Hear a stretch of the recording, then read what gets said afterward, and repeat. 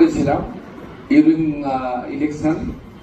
সেটা একটা হচ্ছে ইনস্টিটিউশনাল করাপশনের ক্ষেত্রে রিটায়ার্ড হাইকোর্ট অথবা সুপ্রিম কোর্টের জাজেসদের দিয়ে কমিটি হবে এবং কেন্দ্রীয় এবং রাজ্য সরকারের সামাজিক প্রকল্প, কেন্দ্রীয় এবং রাজ্য সরকারের অর্থে যে সমস্ত কনস্ট্রাকশন হয়েছে এবং কেন্দ্রীয় রাজ্য সরকারের নানা রকম পরিষেবা দেওয়ার ক্ষেত্রে যে সমস্ত দুর্নীতি হয়েছে, কাটমানি নেওয়া হয়েছে, এক্সচেঞ্জ অফ রাইট হয়েছে এবং মিসঅ্যাপ্রোপ্রিয়েশন অফ দি গভর্নমেন্ট ফান্ড হয়েছে, সাধারণ মানুষ চিটেড হয়েছে, তার সঙ্গে সরকারি আধিকারিক, পঞ্চায়েত কাউন্সিলর, প্রকাশ অনেকে যুক্ত ছিলেন।